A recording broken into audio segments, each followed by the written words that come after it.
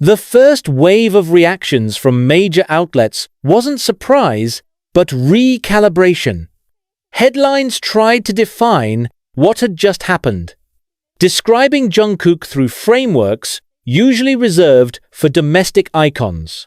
Articles began comparing his reach with established American stars, not as a novelty, but as a benchmark. Publications that once viewed K-pop as an isolated ecosystem started to recognize Jungkook as a force functioning within their own market logic. It was the first visible sign that his global influence had crossed from fascination into inevitability. Across editorials and talk shows, there was a noticeable tone, the awareness that something irreversible had occurred. Commentators discussed him less as a Korean export and more as an American mainstream figure who happened to come from Korea. The language of coverage changed. No longer was Jungkook described as the first K-pop idol too, but rather as the artist currently leading.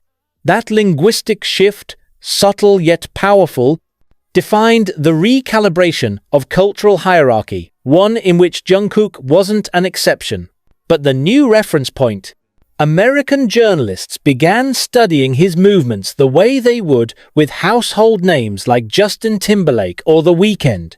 The pattern was clear. Every public appearance, live stream, and even his silence was treated as data worth decoding. His brand associations, particularly with Calvin Klein, became a recurring example of how music and fashion were merging under his influence. Analysts noted that his campaigns were not just advertisements, but visual extensions of his music strategically timed, meticulously built around the global conversation he naturally generated. For years, American pop had relied on predictability, a cycle of singles, press tours, and label-managed rollouts. Jungkook disrupted that pattern.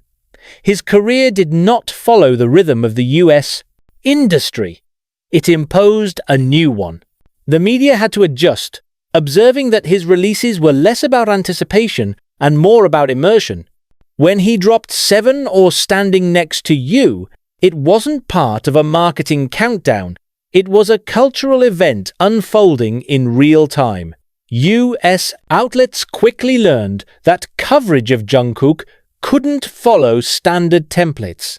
He dictated the pace, and they followed. As the rankings continued to confirm his dominance, journalists began to explore the mechanics behind it. The usual explanations, fandom scale, streaming tactics, or virality no longer sufficed. Writers started addressing something deeper, the consistency of engagement. Unlike fleeting internet moments, Jungkook's impact sustained itself without gimmicks. American media recognized this as a rare phenomenon in a landscape saturated with temporary attention spans. Even Billboard, often accused of overlooking non-Western artists, had to align with the numbers. They could report it, analyze it, question it, but they could not deny it. Television segments picked up the conversation, often framing Jungkook's popularity as both a success story and a study in global marketing evolution. Commentators on entertainment panels discussed how his career blurred national boundaries, forcing American producers to reconsider what local truly meant. The conversations were no longer about language barriers or translation, but about market adaptation. The phrase Jungkook effect began circulating as shorthand for describing the unprecedented crossover of a non-English-speaking artist fully penetrating US mainstream consciousness.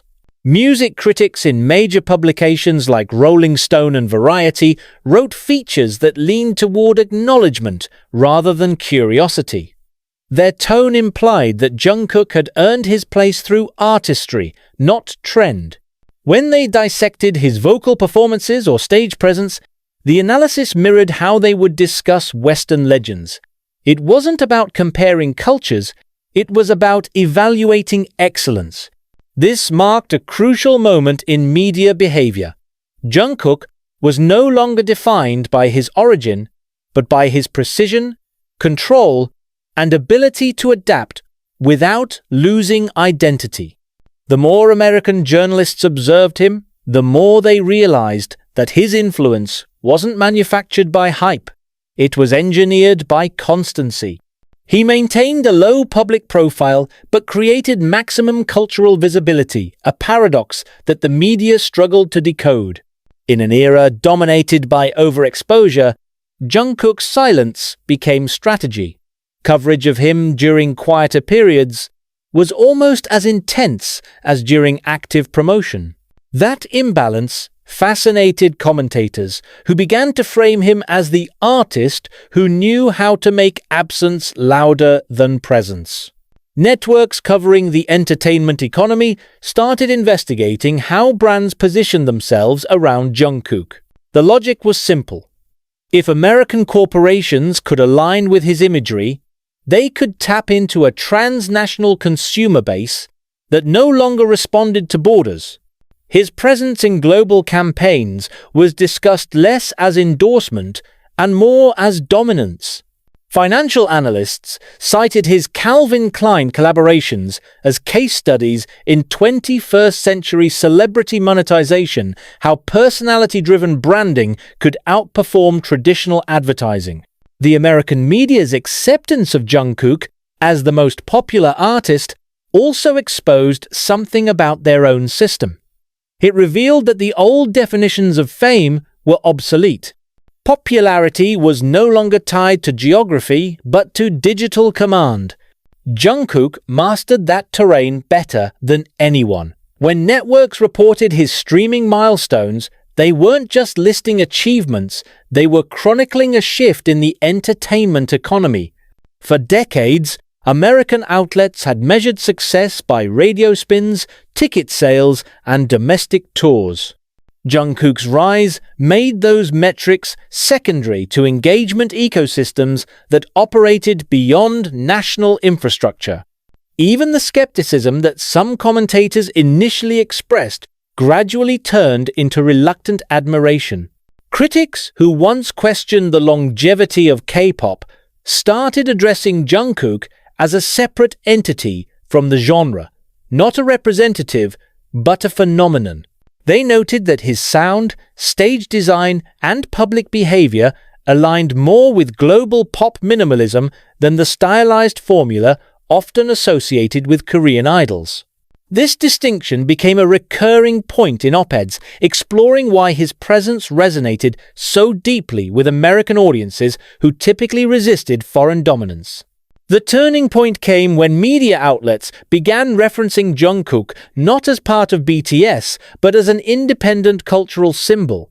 It was not disrespect toward the group, but recognition of scale. Journalists noted that his name alone carried global weight comparable to entire collectives. That individual recognition, especially within US commentary, was unprecedented. It reflected a deeper realization. Jungkook had transitioned from collective fame to personal mythology. His story was no longer being told through the lens of fandom. It was being shaped by media frameworks that once defined American pop royalty. The US press gradually began using language that implied inevitability phrases like unmatched dominance or cultural inevitability. Writers compared the phenomenon surrounding him to the media energy once reserved for Michael Jackson, Beyoncé. Yet, there was an unspoken difference. Jungkook did not rely on controversy, spectacle, or relentless publicity. His dominance was quiet, structured, and data-backed. For American journalists used to equating attention with chaos, this presented a new kind of challenge. How to cover an artist whose success was undeniable, but whose mystery remained intact. Every appearance, from airport arrivals to brand events, became subject to analytical framing. The American entertainment press began tracking not just what he did, but how he did it. Observers noted that Jungkook had an ability to create narrative gravity without speaking, that every gesture, look, or timing choice could move cultural discourse. The press described it as intentional silence, an artistry that functioned beyond the conventional language of fame. In doing so, Jungkook redefined the boundaries of celebrity coverage in America. Magazines that previously centered their focus on Western icons began featuring him on front pages, not as an inclusion token, but as their lead story. Editors noticed that issues with Jungkook on the cover sold faster, attracted wider readership, and generated unprecedented online traction. It was a pragmatic revelation for the industry. Jungkook wasn't just a story, he was a guarantee. For American media companies, whose survival depends on engagement metrics, this realization anchored a long-term editorial shift. Covering Jungkook was no longer optional. It was essential. The American media's fascination wasn't purely cultural. It was economic. Jungkook's presence redefined advertising revenue dynamics, streaming coverage algorithms, and search behavior. Outlets noticed that articles, segments, or thumbnails featuring his name triggered significantly higher interaction rates. That data turned into editorial policy. Media houses began integrating him into broader narratives: pop, industry forecasts, brand trend reports, even discussions of digital transformation. His name became shorthand for relevance. What makes this response historic is how quickly it moved from fascination to normalization. Within months, Jungkook transitioned from being the Korean artist breaking into America to the artist leading American pop visibility. This evolution reflects not only his dominance, but also the media's gradual acceptance that they were witnessing a redefinition of stardom. American coverage adjusted accordingly, shifting from narrative curiosity to performance analysis, from headline spectacle to pattern recognition. They began to study Jungkook the way economists study markets, through data, behavior, and trajectory. In this recalibrated media environment, Jungkook emerged not just as an artist, but as a cultural axis. Every American publication that covered him contributed to a larger acknowledgement that control over cultural conversation had shifted. He represented a new kind of dominance, one that didn't require translation or adaptation to American norms. The US media, in recognizing him as the most popular artist, effectively admitted that cultural centrality no longer belonged to a single country. For decades, the US exported pop culture to the world. Now, it was documenting its return through Jungkook. As his influence expanded, journalists began framing him as a case study in self-management and strategic minimalism. His team's restraint in public exposure contrasted with the American model of constant output.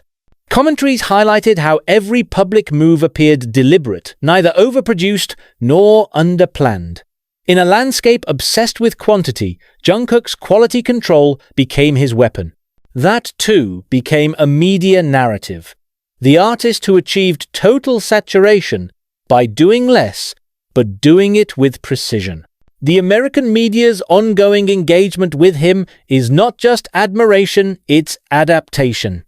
They have learned to write for his audience, to anticipate his impact, to position his image within their headlines, to stay relevant. Jungkook, in effect, reprogrammed how American outlets interact with global pop phenomena. He became the algorithm they had to follow. And whether they realize it or not, their coverage of him is shaping the future of cultural journalism itself.